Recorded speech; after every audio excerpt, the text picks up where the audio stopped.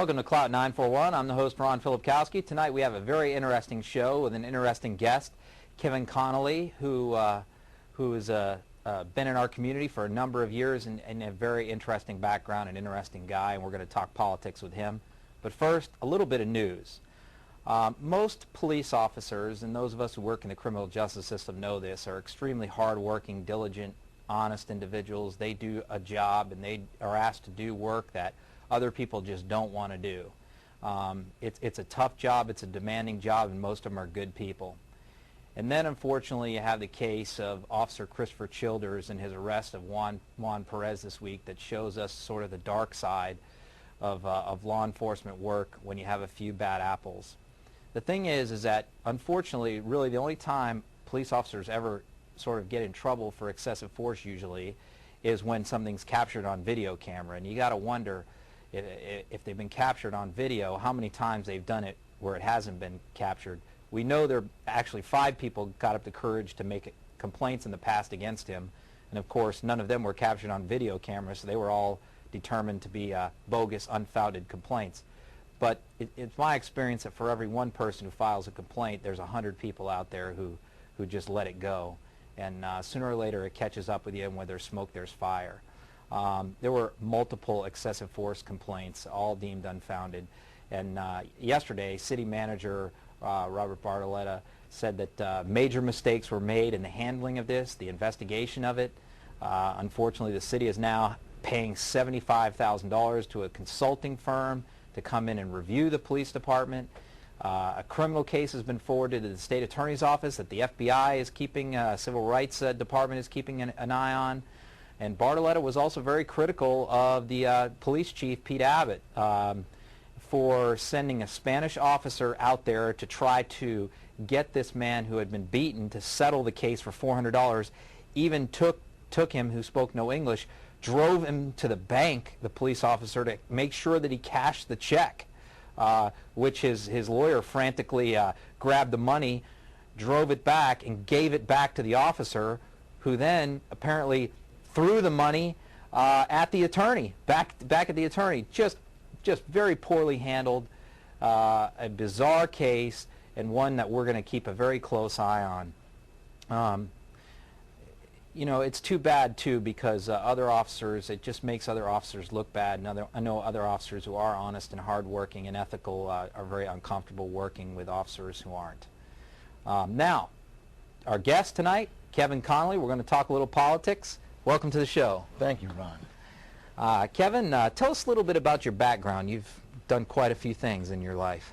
Well, upon graduating from the University of Notre Dame, I went into the Army and volunteered for a tour in Vietnam. And that's a picture of me on my first tour right there.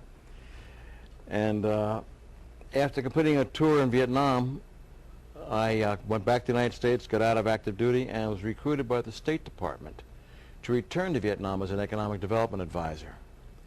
And while over there in Vietnam as an economic development advisor, I was involved in everything from agriculture, small manufacturing, road building, school building, every aspect of economic development. Had your hands in a little bit of everything, trying to build that country basically from nothing into more of a modern society, if you could. That's right. And what we tried to do was we were a part of a combined team.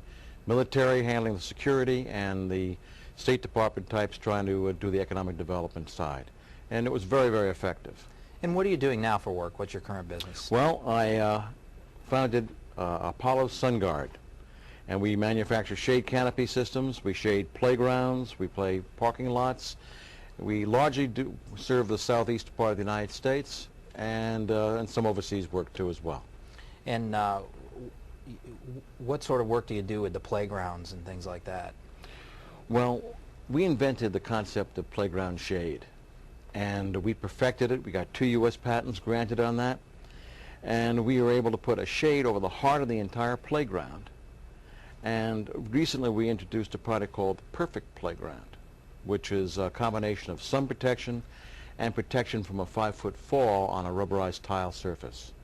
We've seen some of those around Sarasota County, haven't we? Yeah, we just built our first one up there at Longwood Run Park, and it was dedicated to the Sarasota County about a month and a half ago. want to talk a little bit about your background in politics. I know you used to be pretty active in the Sarasota County Republican Party. Tell us about that. Okay, I was a Republican essentially for 50 years of my life. I was on the Republican Executive Committee in Orange County and also here for the last 11, 12 years. In fact, in 2004, I actually ran for Republican chairman. And you came close to becoming chairman, didn't you? About 14 votes lost by. Okay.